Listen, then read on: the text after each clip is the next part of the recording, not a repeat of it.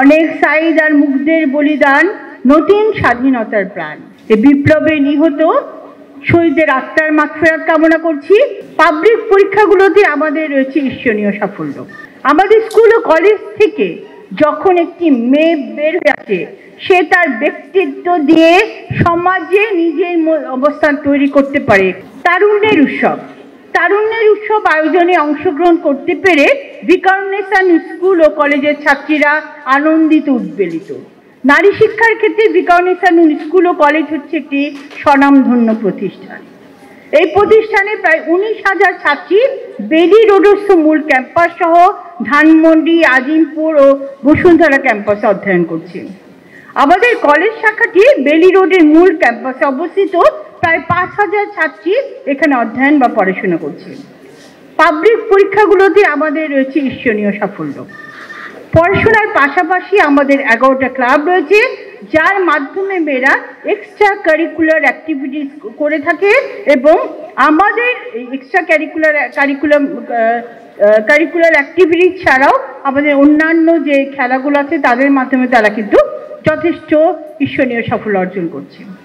আমাদের স্কুল ও কলেজ থেকে যখন একটি মেয়ে বের হয়ে আসে, সে তার ব্যক্তিত্ব দিয়ে সমাজে নিজের অবস্থান তৈরি করতে পারে, নিজেকে তুলে ধরতে পারে।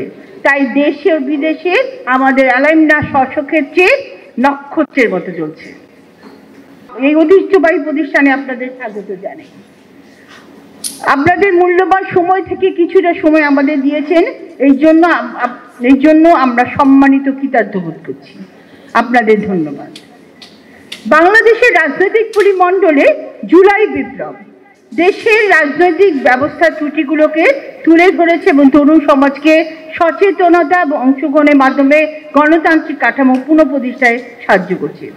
জনগণের অধিকার প্রতিষ্ঠায় এই বিপ্লব একটি দৃষ্টান্ত স্থাপন করেছে।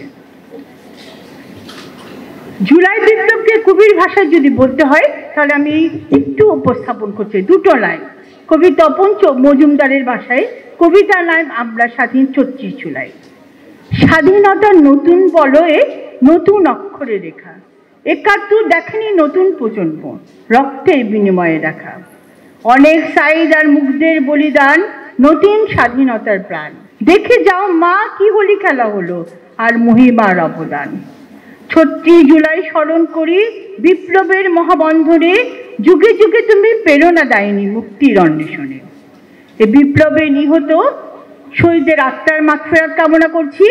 সকল আহতদের সুস্থ এবং সুন্দর জীবন কামনা করছি এবং শহীদদের যে আকাঙ্ক্ষা, সেই বাংলাদেশ আমরা নিশ্চয়ই পাবো, সেই সুন্দর বাংলাদেশ গড়ার আকাঙ্ক্ষা ব্যক্ত করে আমি আমার বক্তব্য শেষ করছি। ধন্যবাদ সবাইকে।